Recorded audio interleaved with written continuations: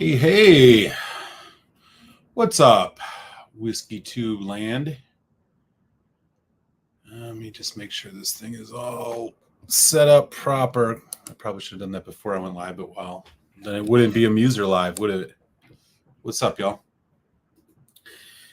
How's everybody doing? Thought I would hop on tonight. It's been a long time since I've done a Saturday live stream of any sort. And I figure, why not tonight? I got a couple new bottles in the last few weeks, and I think I'm going to uncork one of them tonight. And as the headline tells you, it's from a specific distillery that I am a bit fond of. But to start things off tonight, I'm sipping on one of these. This is the Scotia Glen Years 18. A whiskey that, well, let's just put it this way, has been a bit nebulous. But as time has went on, I have come to freaking adore it, and I think that's going to be reflected in the end of year best whiskeys. I'm pretty sure it's coming. Before I get into anything more, we'll give it a few minutes, see who is around. We got, looks like 3 folks in already, which is awesome. Hey, Mr. White up in Ontario, Canada. What's up, buddy? No, there's some folks coming in as we speak, and there's one right there, Donner Pass Whiskey. Hey, Donner, up here in California. Cheers, man.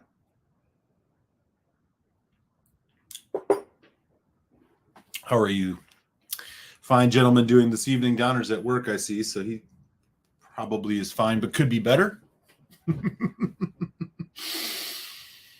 I think what I'm going to do tonight, actually, is uncork a bottle. Normally, I save that kind of stuff for Tasty Tuesday live streams, but to be honest, we got to flip things up every once in a while. Hopefully, we'll get to see some people that we don't get to see on Tuesdays because of, scheduling and time and stuff like that. What I'm likely going to get into tonight is this bad boy. Glen Scotia's seasonal release, 2022. It's a 12-year-old whiskey, natural color, non-chill filtered. Boom, boom, boom, boom, boom. It is finished in Amontillado sherry.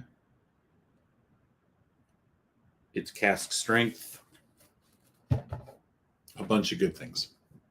So, we'll probably give that a taste. I was watching NCAA football, and now I can do both. There you go. You got anything good in the glass tonight, Mr. White? I'm going to guess that you do. You are not the type to have something less than at least intriguing in your glass. All right. Yeah, we got a couple folks coming in. Cool. We'll give it a few minutes and see what's going on tonight. This is a little bit of an impromptu live stream, so we'll see what happens. But what I'm drinking right now, and I noticed this now for the first time, is that our friends Glen Scotia, he's got the OGD 100. Hey, man, you know what? There's nothing wrong with the OGD 100. In fact, I would venture to say totally fine sipper, decent mixer too. When I could find it more easily, I used to have that sitting around the house. I don't see it very often here in Chicago. When I was out in DC, man, you couldn't get away from those bottles. That bright orange label. Also, and I do see this one here a bit more, is the OGD 114. Been a while since I had that one. That one I thought was just a little too much for for a balanced cocktail. But it was, they got high rye mash bills in those. And for me, that's the world I want to live in when it comes to with bourbon cocktails. High rye or just go for the rye. Yeah, exactly. I was up in northern Wisconsin camping this weekend and had ordered myself a good classic old fashioned up there, and they were like, "Well, how do you want it?" I was like, "Well, what kind of whiskey do you got?" And I ended up just going with rye, and they were like, "Yeah, we don't get very many ryes." You know, the Wisconsin is supposedly the home of the, or birthplace of the old fashioned, and it is made in the traditional way there with brandy, which I'm personally not a huge fan of. There are exceptions to everything, of course, but yeah, they were like, rye, huh? It's like, yeah, rye is the way I like to go with an old fashioned. I like, because if you're going to put the sugar cube in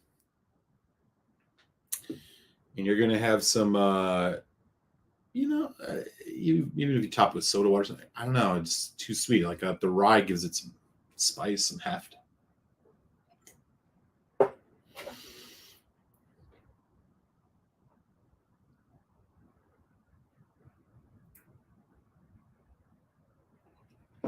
So,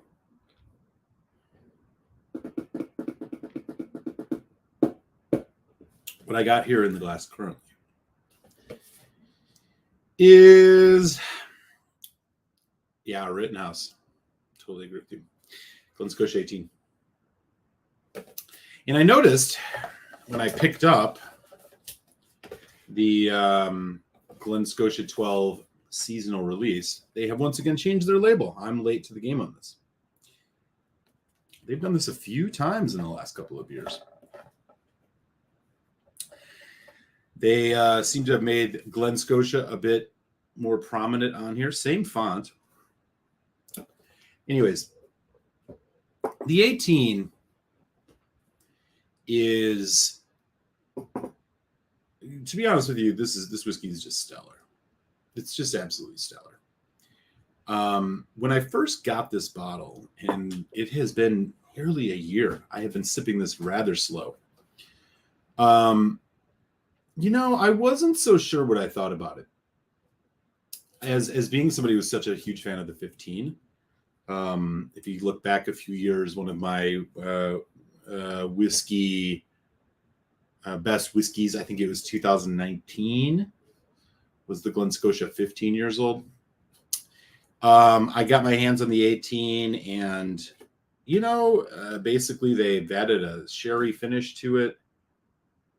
Yep, this is a refill and also gets a 12-month finish in Olorosa. So 2 more years in the bourbon cask, followed by a year in sherry. 46%. This one is, so they're not quite as, let me see here. I think it is non-chill filtered and naturally colored, but honestly, they actually don't tell you anywhere. Oh, there it is. No? Give me just a second, Joe. Yeah, maybe not. No. Oh, here's non-chill filtered. So it is non-chill filtered, but the color is always the question with Glen Scotia. And that's, there's another distillery that does that quite a bit. The one that I'm going to be talking about on Tasty Tuesday, Glenmorangie, when they put out special releases, like the one we're going to check out on Uncork on Tuesday, Tale of the Forest. Non-chill filtered, yes. Color? I don't know. Anyways, so the Scotia 18, again, it's non-chill, which is the most important thing in my humble opinion. It's naturally colored. Maybe they sure as hell don't tell you about it. And when I first got this bottle, I was kind of bored with it. It's one of those whiskeys that I poured with high expectations, and sometimes you pour something with high expectations, and if it doesn't immediately live up to them, you can't help but be a bit disappointed. Well, that's kind of where I was on this one. As time has went on, I'm about this far through the bottle. I just poured it, started drinking on it again, maybe about a month ago, in anticipation for wanting to revisit it. I hadn't even planned a review for it, to be honest. Now, once I revisited it, my God, has this bottle opened up in a beautiful way. The density that you get on the 15 of kind of molasses, brown sugar, cinnamon, toffee is here now, and it's showing up a lot more. And it's the sherry is just giving it this little bit of red fruit overtones. It's come together wonderfully. It's such a sweet, warm, and inviting dram. I could nose this. It's honestly one of my favorite noses of late. Beautiful stuff. And it just, this is one of the challenges with whiskey. You can open a bottle and not be so impressed. And maybe you have a couple drams and you're like, I don't know. And, you put it back on your shelf, it gathers dust. And then suddenly, out of the blue, you pick it up again and it has transformed. And that is what oxygen does to a whiskey. And this 18 has benefited tremendously from it. Still retaining some of that oak spice and some of that kind of funk. I think the one thing this one doesn't have that the 15 has is the funk. This one, it just doesn't quite have that Dunnage Warehouse earthy, funky note at the same level. It's much more subtle here. But my God, the nose on this, it's just fantastic. And, Glen Scotia distillery that I, of course, have had some good experiences with and some memorable experiences for those of you who've been on the channel for a while. I have to say my opinion on this one has turned from kind of to wow. And it's one of the things that I'm glad. First of all, I'm glad because I have another bottle of it. And also it felt like I could actually do an honest review of it, which will be coming in the next couple of weeks. And now I feel like I can talk about this whiskey, and that's not always the case. Sometimes it is really hard. You're going by kind of, you drink a quarter of the bottle or whatever. You kind of just go by what it's presenting to you.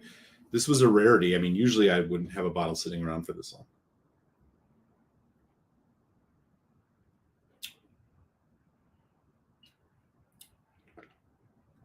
long. It's just great. Honestly, it's great. I don't know that I'm going to say that I like it as much as that 15-year-old. But what they've done here is just a masterclass whiskey. This bottle, and frankly, I'm sad I can't tell you exactly when I got it. But this is I bought this a couple of years ago. So hopefully the quality isn't retaining itself. But this is a distillery that I think is slowly but steadily getting a bit more attention, which I think it deserves. And quite frankly, for a region of Scotch whiskey that is really dominated by Glengyle, who does the Kilkerrans and, of course, Springbank. Glen Scotia is the third wheel, literally, over there in Campbelltown. And honestly, I think that maybe they're not Springbank. But they're in that same, you can have a conversation about the style and include Glen Scotia. And I think, to me, the price of these warrants a look. It really does. Because I'll be honest with you, here in the United States, at least, with Scotch whiskey prices going absolutely nuts, with everything going absolutely nuts, with bourbon prices too, as we are, has been going on for years. Distilleries like Glen Scotia are going to be your value, the whiskeys that punch above their weight for the value, and they're definitely one of them. Definitely one of them. Another's Benriach. Another is to some extent Benriach. In the age of inflated Scotch prices, you got to find distilleries like this, and Glen Scotia is one you should keep your eyes out for. Just rich oak cask. The sherry is bright and fruity, which is interesting for Oloroso. It is only a year, so I think it's like they didn't overdo it here. They still want to kind of showcase that bourbon cask influenced spirit, which I think is great. It's adding an accent. It's not balancing it. It's not trying to play on the same field. The dense toffee, honey, little bit of funk, little bit of charcoal warehouse, just a slight hint of peat, not smoke, just peat. This is a characterful whiskey. It is a tasty whiskey, and it is freaking good value. Right now in the US, you can find a bottle of this for $120 or less. The 18-year-old Glen Scotia. Show me another distillery putting out a whiskey of this quality that has an 18-year-old whiskey that affordable these days. You're not going to find it. 46% non-chill filtered bourbon sherry cask. There ain't many. So it's really good. And it's an interesting palate starter for what I'm going to get into after this. Let me catch up on the chat here. Scotia 15 dropped in Ontario, good price, but the rollout was a debacle as nobody knew what source got it. Oh, damn. Hey, Rob, you're right. It ain't. It's an impromptu Saturday, man. Good to see you. How are things out in Pittsburgh? Detroit, man, I'm just going to pop up like this sometimes, bro. You got to be ready. Sometimes I'm just going to hop on in and do an impromptu live like we're doing right now. Glad you can join, Brad. Hope you're having a good Saturday and a nice weekend. Benriach is pricey. Pricing is through the roof in Canada for single cask of the 21. Yeah. I will say that on the U.S. prices for most of the Benriach I see, this is what's so strange about Benriach. On the one hand, you can find their older release bottles still pretty prevalently here. We're talking like 17 septendecims, 10 Curiositas.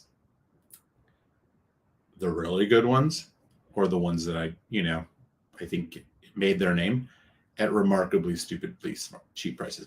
I walked into a Binny's. Binny's is a very mainstream liquor store chain here in Chicago, Illinois. So you're not going to find old Dusties sitting on the Binny's shelf, really. I walked in here. This must have been 6 months ago. They had 4 bottles of Benriach Septendecim, 17-year-old, non-chill natural, 46%, $89 USD, just sitting there. It's like, what? What is this bottle doing here? Why is this on the shelf at Binny's in 2022, right? A bottle that's been discontinued for a couple of years, old branding. It's like they just had them sitting around. Nobody buys it because nobody knew what the Benriach is, right? It's one of those type of distilleries. People want to buy Macallan and, Balvenie and Springbank and whatever, and, they're not buying Benriach apparently. Benriach, right? It's just sitting there, man. I was like, yoink. Let me grab both of those because that's a damn good whiskey. I have, and just to add a little bit more now, some of these I've got overseas, but I have a hell of a collection of Benriachs. I have a 25 Authenticus. I have the Solstice 17 behind it. I have a 22 Albarizia, like old ones that you can get for just, even if you're looking overseas at websites that are just marked down at ridiculous prices for whiskeys that are Billy Walker. These are from the Billy Walker days. They are non-chill filtered, natural color, 46% or higher.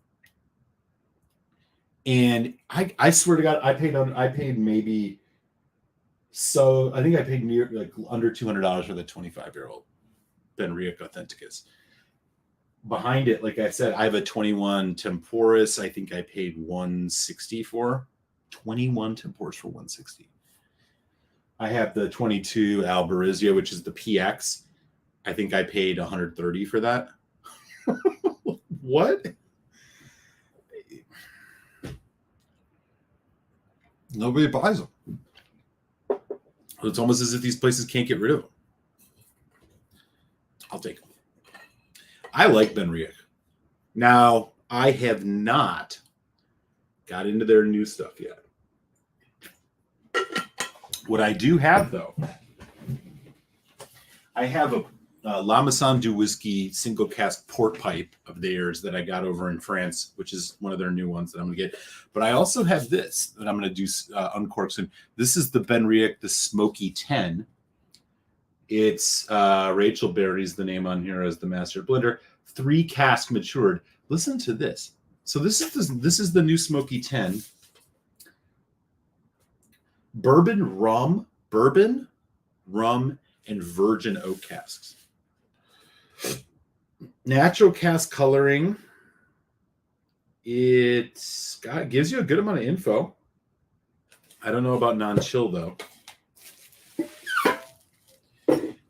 So they have a 10 and a Smoky 10, and then they have the 12 and the Smoky 12.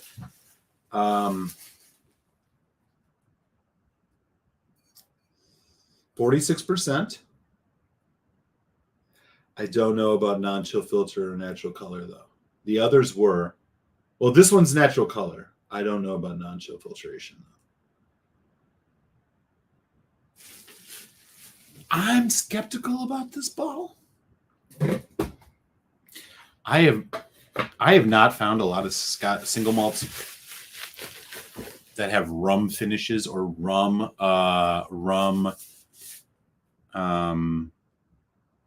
maturations that I've ever found to be,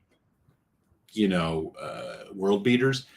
The Balvenie Caribbean cask was solid, but Ardbeg Drum. I mean, we could go down the list. I just don't really care for rum casks. So I'm curious about how that one's going to land.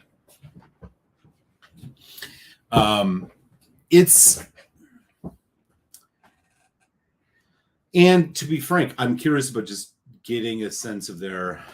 Oh yeah, I see that. Thank you guys. Hey, James Chang, what's up in LA, buddy? How are you?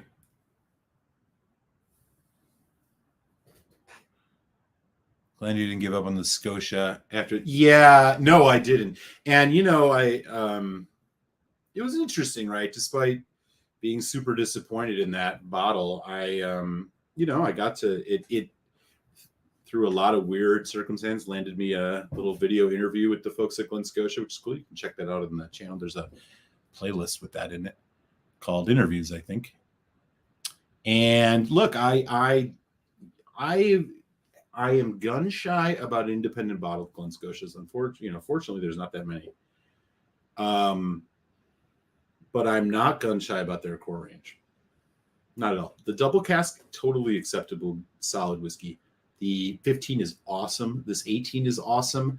The non-age statement Victoriana is awesome. I have not had the 25. I mean, they're mostly all winners to me. I know that there are some other releases. I think they have a 10 out now and something else. I haven't had it yet, but yeah, I agree with you. In fact, I have an errant 18 behind me right there. Maybe I should bring that out and do a little head-to-head. That could be a fun video.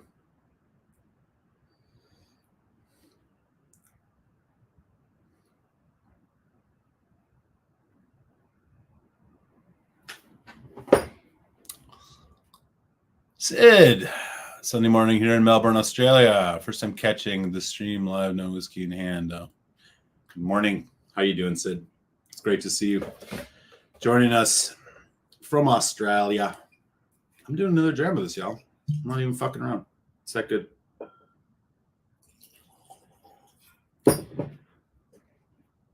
If somebody gave this to me as a gift, I would be a happy man. Speaking of Aaron 18, how are you doing with the bottle you opened a while ago with your brother? Yeah, it is behind me.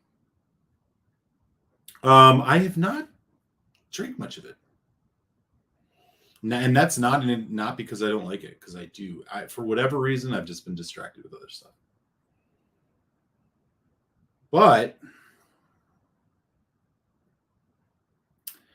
maybe I'll change maybe we just do a head-to-head Aaron 18, Glen Scotia 18 review video sometime in the near future. I think that one's all sherry. This is only a year finished sherry, so it might be a little apples and oranges, but it's damn good. A little pricier than this one, but damn good.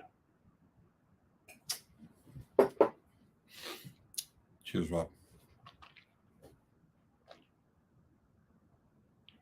Sneaky live. We'll drop in on what up, Mike. Marilyn's in the house. How are you? Good to see you, buddy. Yeah, sometimes you find yourself unexpectedly no longer busy on a Saturday. And decide that you're going to instead revisit your whiskeys. I was out camping last weekend. And so I, had some drams up there, and I had nothing all week. So today, it's the weekend. It was calling my name. Well, other than Tuesday was the only day I think I had anything. So, yeah. It's time to revisit some of these folks. Oh, that's so cool. Mezcal finished segment. Wow. You grew up in Michigan, huh, bro? That's awesome. Are they Michigan? Or am I wrong about that? I think they are. That's great, man. Hey, JC's getting into it. Let us know, man. So what I think I'm going to actually do with mine. So I have a 10 Curiositas. I was thinking it would be fun to do a head-to-head between the two, but the Curiositas is peated, and I don't know what the finishes are, so it might not be that kind of thing. So I might just do about, but like this is the same price as that new one. And this is old as hell. I've never even had it. They're old labels, right?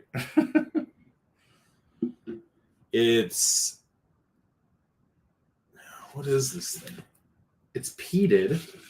It's a 10 peated, 46% non-chill natural, and they're very explicit about that. I don't know one of the problem with these Benriachs is you can't read most of the writing on the bottles because they use really weird fonts and weird colors. I don't know. Anyways, I like Benriach a lot based on what I've had. And to be completely frank, along with Benriach, Glen Scotia, in these days of things getting even more expensive in the whiskey world, not to mention anywhere else, look, distilleries like this are the ones that I think are going to get people like us through these tougher times, right? We need these distilleries that have malt appreciator friendly costs.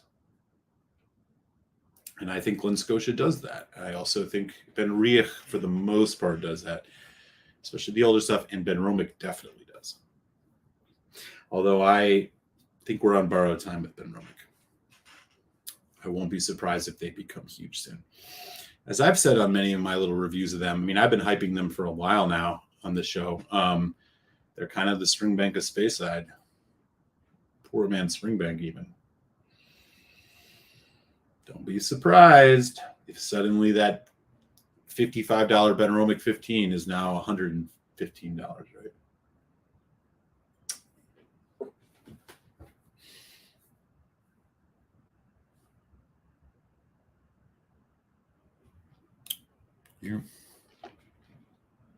Mind meld, James Chang. You and I are in the same world. They're in Baltimore. Sagamore. Okay. Good stuff. Just a heads up. I know you like the try the 13. I'm sipping it tonight. What a great whiskey. Dude, I was at Binny's today. They have the Port Charlotte Isla Barley 2013. And they do not have the Bruichladdich, just the straight up non-peated one. And I'm looking for it. That's good to hear. They also had an entire row of Ardbeg Ardcore for $130. That row has been there for a couple of weeks. No one's buying it. Anecdotal news, yes, but a good sign nonetheless.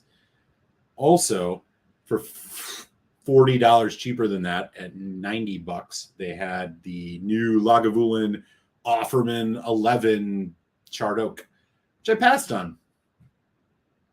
I liked the Guinness one. The original one was okay. Charred oak, I don't know. I'm not that compelled by it. I like the fact that Lagavulin has got more whiskey coming out, and they seem to be doing this on an annual basis. I mean, you want to talk about a range that's, if anything, suffers from just like they just don't have enough fucking whiskey people can buy. So you buy the 16 or you buy the 8. Or if you're in the travel retail, you get the 10. Maybe you find a Diageo 12 special edition for an inflated price.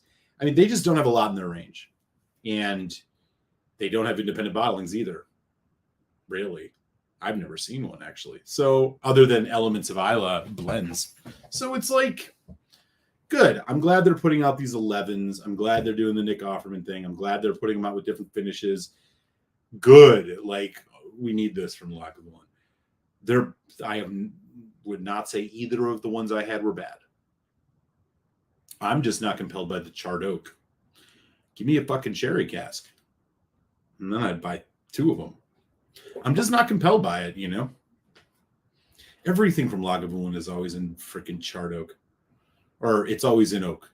It's always bourbon cask. The 16's got some sherry. I shouldn't lie. I shouldn't overstate it. But all their 12s are always oak. I just dropped the review of the new 12 where they added the virgin oak. It's good, but it's not world beating. Give me a 12-year-old cask strength with sherry. Give me a Lagavulin Offerman edition, 46%, 11-year-old Oloroso first fill. Let's go. Come on. More bourbon cask stuff. I just don't care. And I've not read anything about it. I haven't heard anything about it. I'm sure it's a totally good whiskey, and I'm not telling you not to buy it. I just don't have any strong opinions. I'm personally not compelled by it. Let's know. How about the 12? Yeah. Cheers, man. Good to see you, Mike.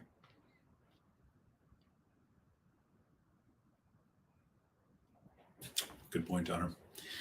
So, yeah, I don't...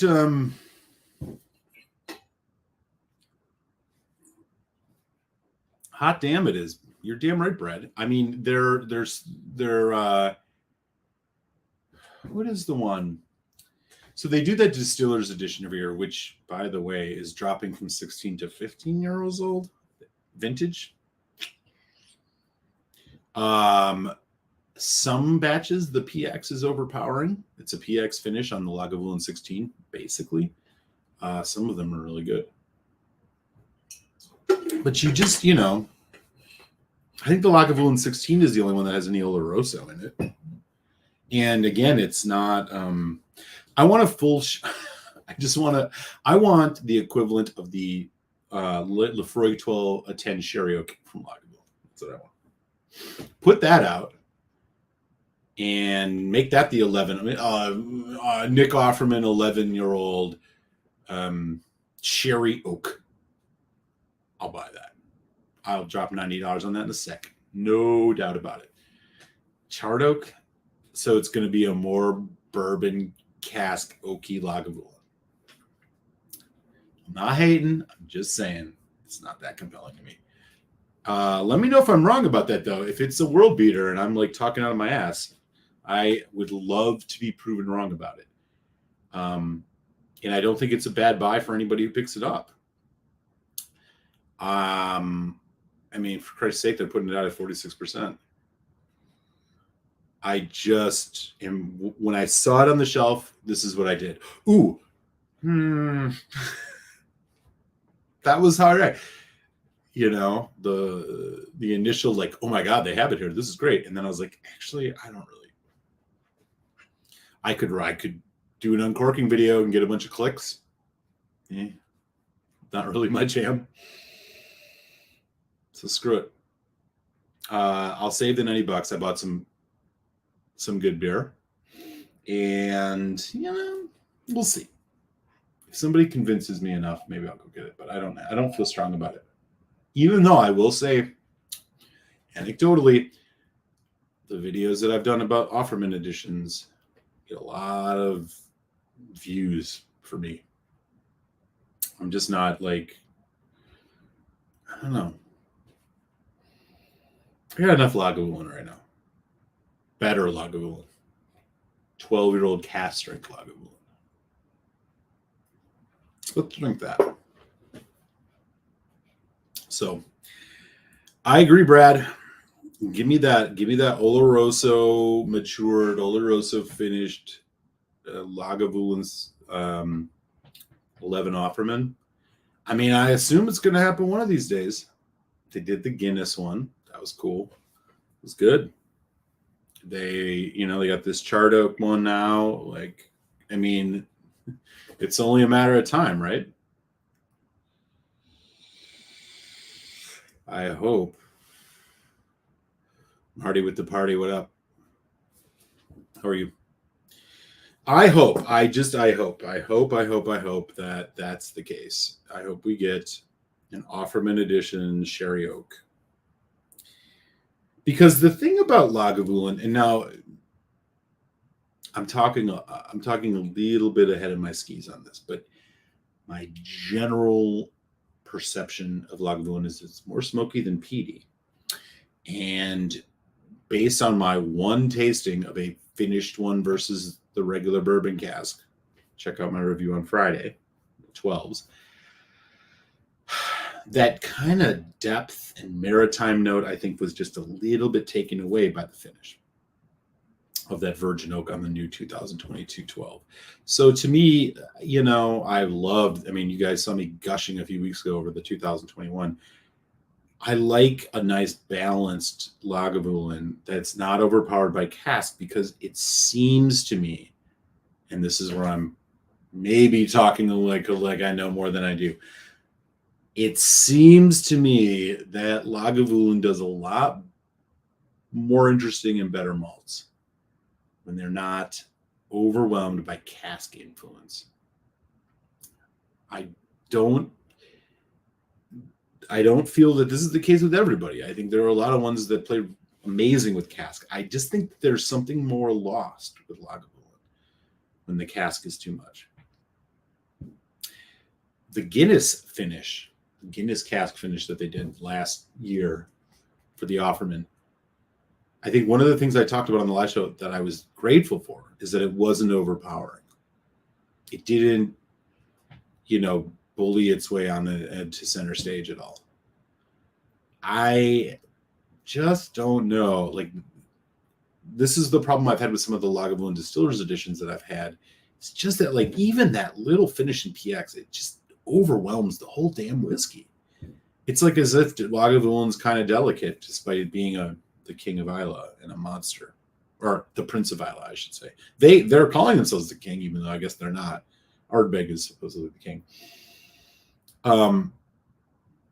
Yeah, like, I don't know if anybody agrees or disagrees with me on this. And again, I might be wrong. I am not a heavy Lagavulin drinker.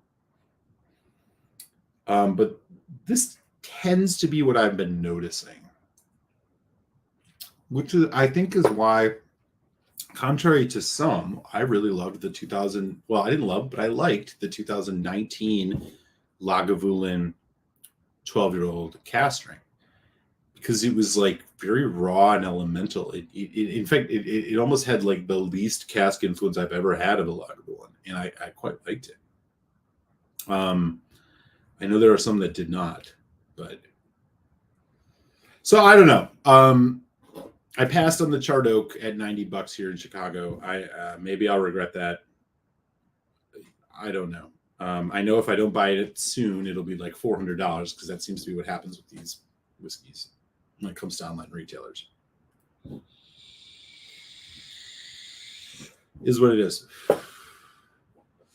Okay. So here we are. We're going to do this. I've had a couple drams of the Glen Scotia 18. Fucking great whiskey, by the way. Buy it if you see it. Review will come up in a couple of weeks. Maybe next week? Or am I doing the open? I don't know. I got to look at my calendar. I have a calendar, and I record some of these things in advance. Because, sometimes life happens, and then there's no Friday review, and then people are like, what's going on? Why didn't you drop a review?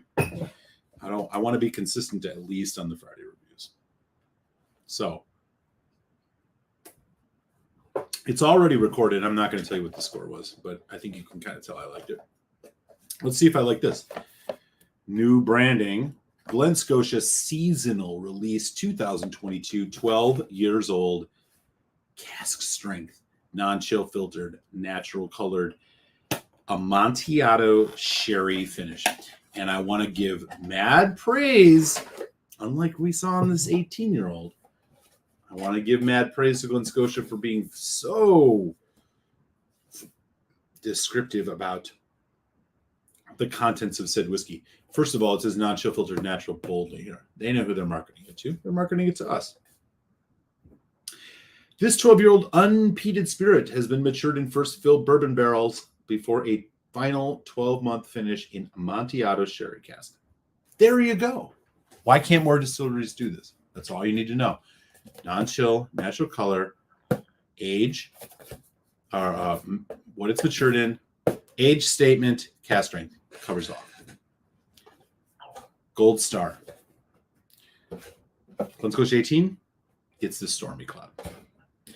They have given us all of the information that we want here. Isn't that nice? Isn't it great to know what's in your whiskey, how your whiskey is made? Is it bottled with integrity? Isn't it great when they just tell you? Brooke Lottie's great at this. We've talked about this before. Brooke Lottie's great at this. There sadly are not many that are. But this Glen Scotia is. So they have been doing these seasonal releases now with funky finishes for a couple of years, I think. And we just had a Glen Scotia 18 with a Oloroso finish that kicked ass. How much is this going to kick ass? Let's check it out. Now,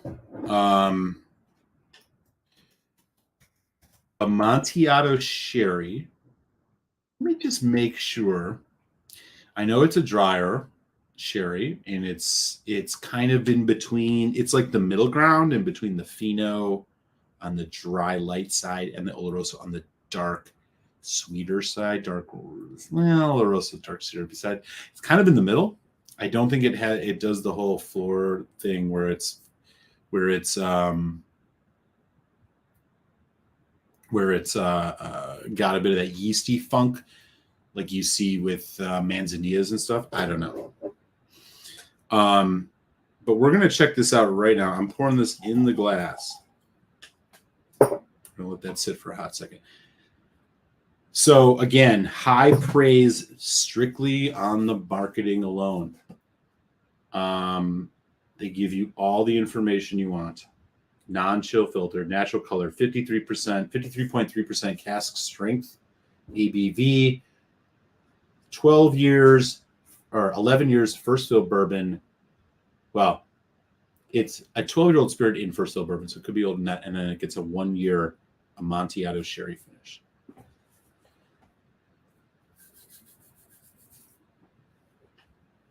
Natural color, y'all. Pretty damn nice looking too, if you ask me.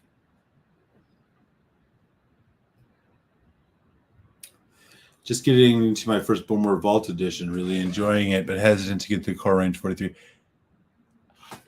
Yeah, so Bowmore is another one of those. Like I'll be honest, I'm very ignorant about Bowmore. It's almost as if they don't exist in my head. Because they're 12, their core range 12 is so pedestrian. Their 15 is pretty pedestrian. I've heard that Vaults edition is good. That 18, I've multiple times almost bought because the price was right. It was like 110, 120 bucks. It's like, I could take a flyer on this. But I'll be honest with you, man, unless you can like totally afford it, I don't think it's going to do anything you won't get out of a better whiskey from Laphroaig or even Kilchoman, Lagavulin, definitely, Ardbeg, Ardbeg, Kalila. I don't know. I'm personally just not compelled enough to just dive in on that 18. I've had an independent bottled Bowmore that's really good, but other than that, I don't know, man. It's filled with fake color. It's non-chill. It's chill filtered, 43% at 18 years old. If you want to get a whiskey that's, just get a Highland Park 18. It's probably way better. Hey, bourbon's bourbon. Cheers. Really interested to hear if it still is that Campbelltown Funk. Well, we're about to find out. Here we go. Again, seasonal release 2022. Glen Scotia, y'all. Don't sleep on this distillery. On the nose. Ooh. Prickly. Lot of citrus and kind of grape citrus. It's nice. Drier for sure. This is not as rich and syrupy and heavy as the 18. This is a much more sprightly, in your face, and the notes are showing that.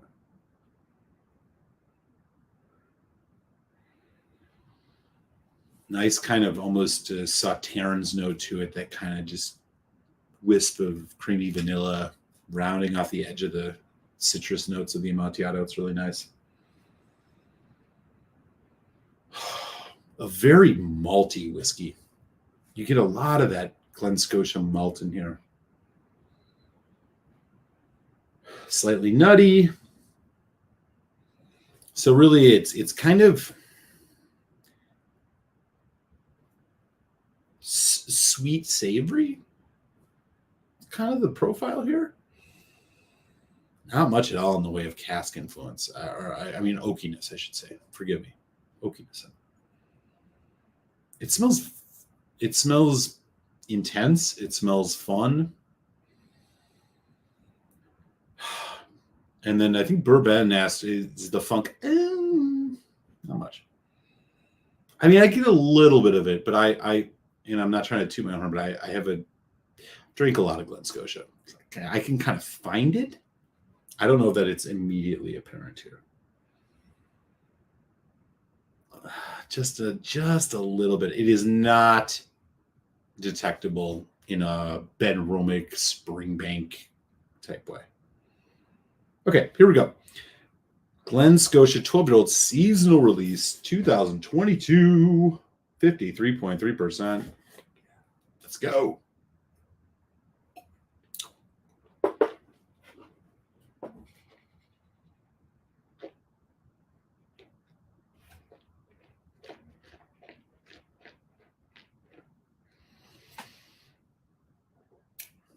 Ooh. Oh. Ooh. Wow. Fuck, this is good. Hang on. I'm going to do one more sip here really quick before I even talk about it.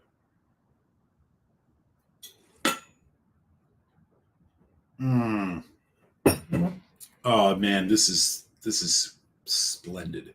Here we go.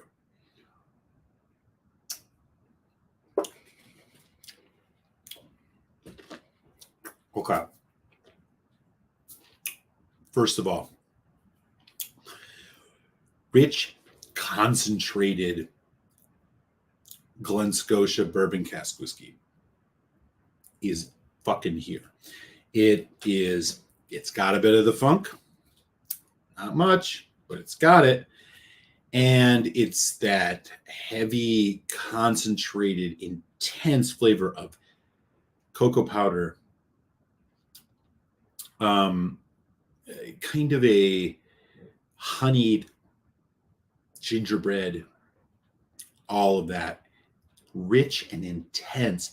And while that's happening, you have this almost like effervescent, dry vanilla, lemon meringue, slightly nutty effervescence just coating it. And it's the entire ride is like that. The finish is freaking fantastic. It's long. You get that nice swell right when you think you're just going to be going into a dry kind of whiter wine finish or just like a dry kind of tart finish. You get this swell of vanilla, caramel, chocolate-covered cherry, slight hints of funk, a little bit of wispy smoke. I know they said it's not peated, but there's smoke, charcoal kind of thing.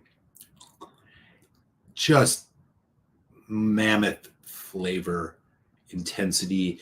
That surge on the back end of the finish is just something I absolutely love in a whiskey. There's nothing more disappointing than a whiskey you expect to be good that just kind of peters out. This does not. It's putting up a fight. That Amontillado, again, is giving this a nice just effervescence. It's lightening it up a little bit on the flavor palette, but you're getting a spectrum instead of it replacing anything. Still a very rich, syrupy. Syrupy is not the best word. I understand that, but like I think you know what I'm saying. A rich, viscous Glen Scotia whiskey here that I think the viscosity alone is in that 18 or in the range of what it's like on the 15, but then it's just got this almost just popping, fun, effervescent, slightly floral, slightly citric, lemon meringue. Amontillado is just wrapped around it perfectly. It doesn't distract, it complements, it doesn't take over, it elevates. I'm really impressed. I mean, this is just, I did not get to have the opportunity to try the one last year, which I don't even remember what it was finishing. This is freaking great. You can just smell that malting floor quality on the nose here. In that the Amontillado sherry is just providing this just frosting on the cake.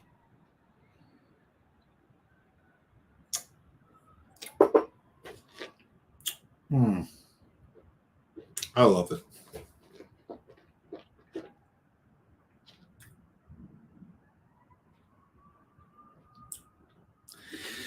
Little bit of heat and it dissipates perfectly. It is not heat from the, God, man, that's so rich. The cast strength on this is just, they so could have put this out with no age statement too. They could have, I mean, come on, seasonal release. This is like, this whiskey was set up for no age statement, but instead you're getting a 12-year age statement on here. It's very much in the you know, a little bit leathery, a little bit, and I'm getting more of that now. It's Glen Scotia through and through. This is a stellar whiskey. And at a price Bourbon just mentioned. You get this overseas right now, these are like 75 pounds. So with the exchange rates now, $85. Absolute buy. If you like Glen Scotia, there's like a little mint on the end now too. This is interesting. This is great. This is great. It's obviously a bit more of a lively, energetic whiskey than maybe the 18, which makes total sense. It adds a little bit of flair and a bit more effervescence than the 15. Yes. Is this better than the double cask? Absolutely. And I'm telling you, the cask strength bottling here is what is just sending this over the edge. It is drinking like an older whiskey than it is. It's good, really good stuff. I mean, prelim score 4 out of 5 easily. I mean, this is an 89 to a 90 on a 100-point scale. Another, I mean, it's just great. It's great. It's great. That's all I can tell you. It's great. Amontillado sherry maybe not be the thing everybody loves. Do a little research, find out about the sherry itself. But I am telling you, it at most is a compliment to this whiskey. It is a accent. It is not the star of the show. The star of the show here is a very rich, active, thick, dense, viscous first fill bourbon flavor. It doesn't have quite that Glen Scotia funk that you'd want, which would be great. It seems like it's like either a little buried or non-existent here, but you get a little bit of it. I mean, you get it like Anach 12 levels. Not that much. But great stuff. Very drinkable. Makes me want to drink more. Just that finish, which is still going. It's still on the tongue. That Amontillado sherry is still sweet and engaging. It's just wants me to drink more of it. This is a really nice whiskey, y'all. In the price, you got to get it overseas, probably. I got mine from Whiskey World. I don't know. I'd have to look. But yeah. Winner. Is this an everyday drinker? I almost feel like this could fall into an everyday drinker category. Something that you'd reach for on the daily. It's fun. It's a fun whiskey. Oh, that creme brulee thing coming through now. So much of it. Let's do some water.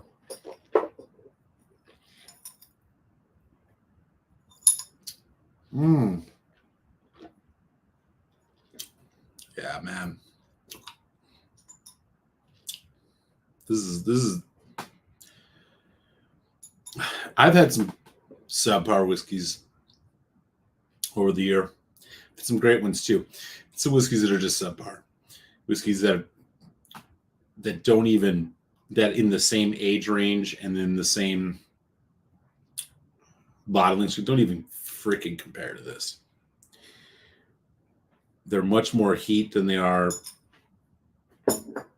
Like, this is bottled at the right ABV. Put another 3 or 4% on this, it's way too hot. It's overpowering.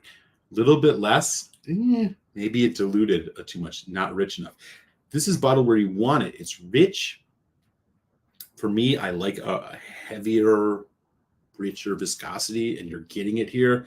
That Amontillado brightens it up, lightens it up, gives it a little bit more flair and something interesting to kind of, note as you're drinking it. Here's with the water. Much more sherry now. That's all I smell is Amontillado.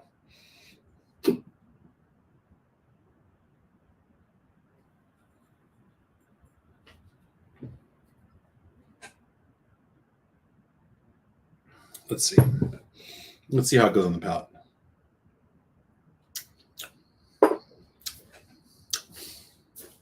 Yep.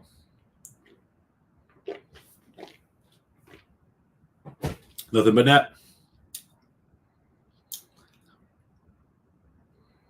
Who's this whiskey good for? Well, anybody that likes Glen Scotia. Yeah, this is... Fuck, there it is. There's that surge. Just when I was like, oh, the water diluted its way. Oh, there it comes. A little bit leathery, sweet, citrus, dryness.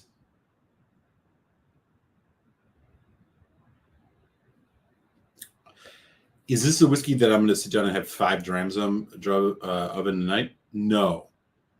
It's a change of pace whiskey, definitely. Is it an everyday thing? This is the whiskey you have when you're like, your palate's getting kind of tired. You're like, ugh, I guess I just got to have a big peat bomb. Wait, there's something I can have in between. This one will liven up the senses, man. Great whiskey. So another good one from Glen Scotia. I didn't quite know what to expect, but at the prices that they're offering, which again, like we were talking about earlier, are beyond fair. Yeah, you got to grab this. Again, I got this from, I think, Whiskey World over in the UK. I don't know.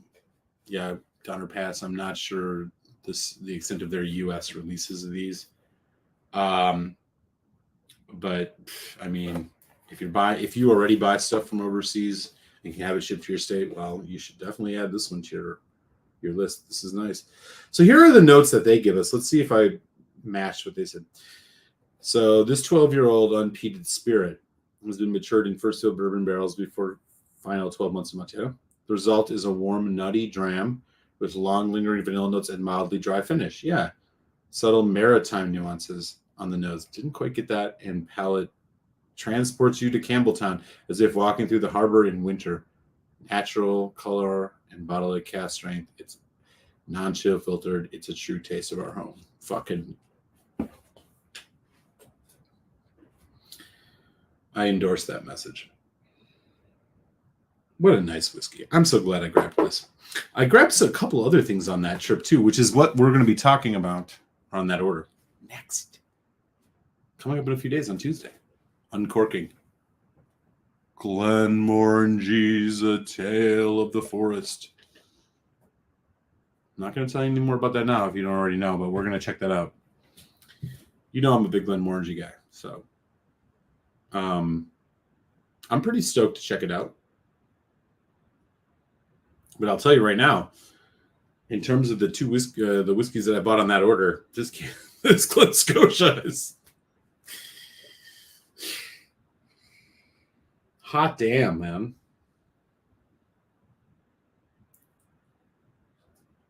Fuck, that's good.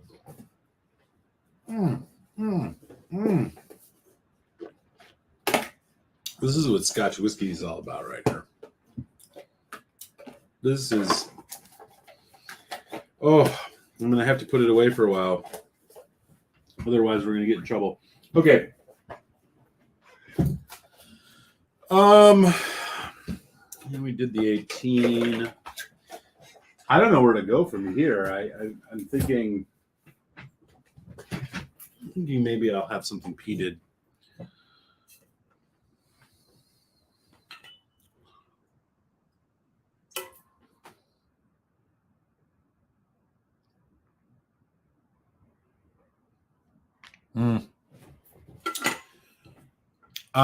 It is a UK-EU release. I don't know if it's in the States or not, but I can tell you whatever concerns you might have. This is, if you like the notes that I explained or shared rather, you should probably check it out.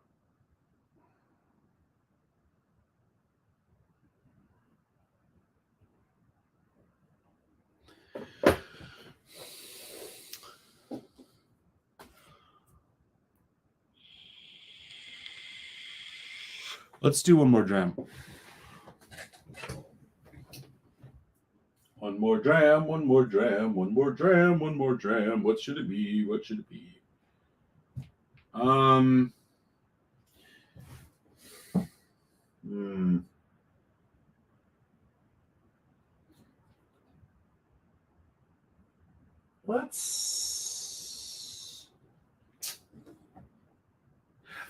know what we're going to do.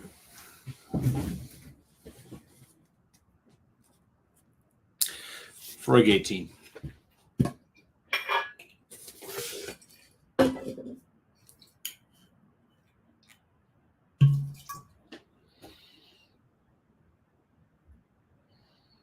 The nose on this is, normally I wouldn't sit here and sniff a bottle, but it's so perfect.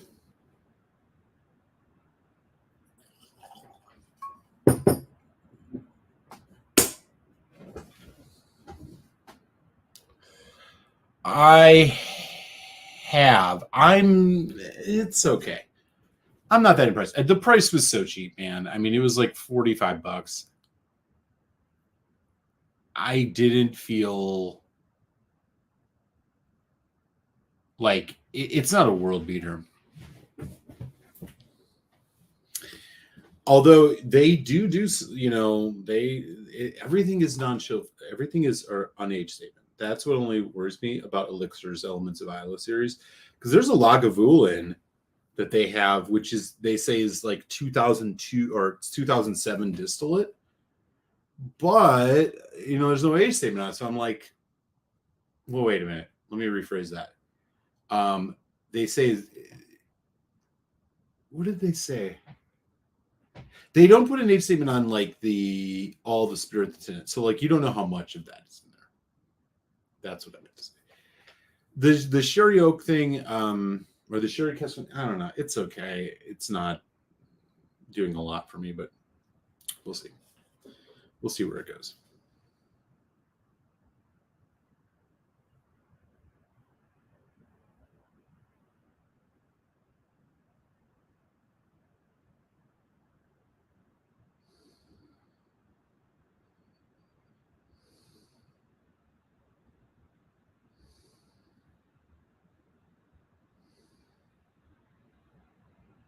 One sec.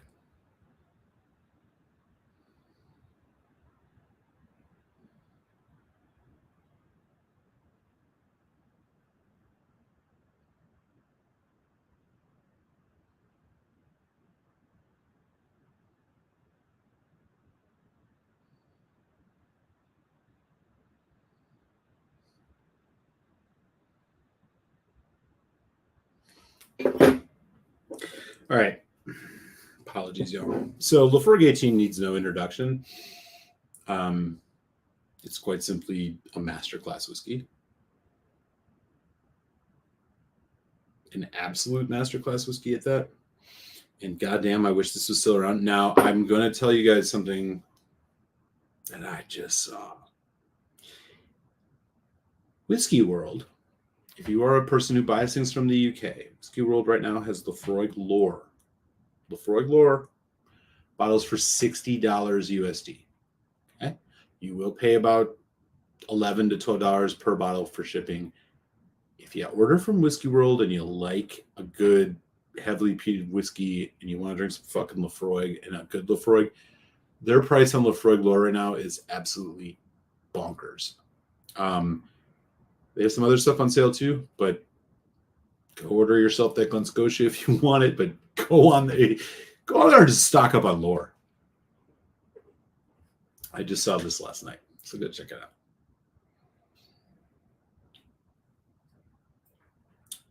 out. Man, that's so good.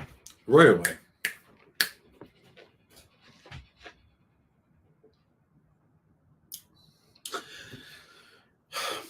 I don't think that the Lore is a like, I don't want to badmouth it in comparison to this, like, but it did in some ways replace this whiskey. The 18, I think, is the perfect balance between age and peat that you will ever find in a Laphroaig. It is not my favorite Laphroaig. My go-to Laphroaig at the end of the day, I think my favorite that I've had is still that 10 cask strengths. It's really my jam because that's what I want when I drink Laphroaig. But this whiskey just has, it's 48%. It just rides the line of age and nuance. You get just hints of those tropical fruit flavors that you find more in the 25. It is also robust, peaty, intense. Just kicks ass. It just kicks ass.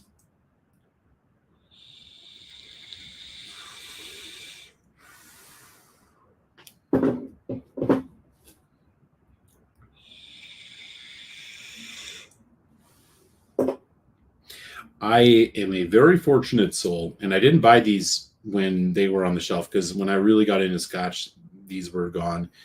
But I think I bought a healthy amount of these on secondary markets for around the 170 range over the course of years. I have a bunch of green tubes like that one.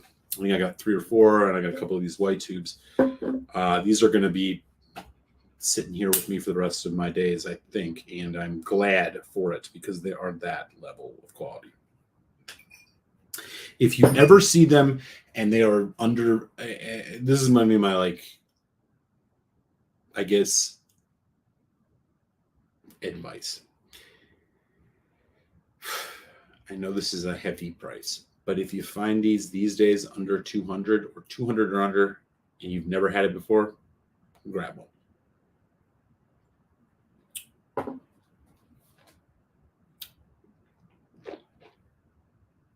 I would just grab it. It's the swell of coffee notes, chocolate, everything. Like what it brings on the back end while that heavy peat remains intense is just masterclass. Great stuff. Great stuff. All right, y'all. I'll let you go get it into your weekends. Lord knows I probably should too. Thanks for jumping on for this little impromptu whiskey show. I'm glad I got to uncork a bottle for just a couple folks who were here to see it. I'm sure we'll talk about this thing more. Again, that Glen Scotia seasonal release 2022 is a winner. Tasty Tuesday coming up. Uncorking Glenmo, Tale of the Forest. It's kilned with woodland botanicals. Let's see what they got to say. Everybody stay safe, be well. I appreciate you all. Again, if you were not on Patreon, man, I'd love to have you as a Patreon supporter. Smash that like on your way out. Slant you back.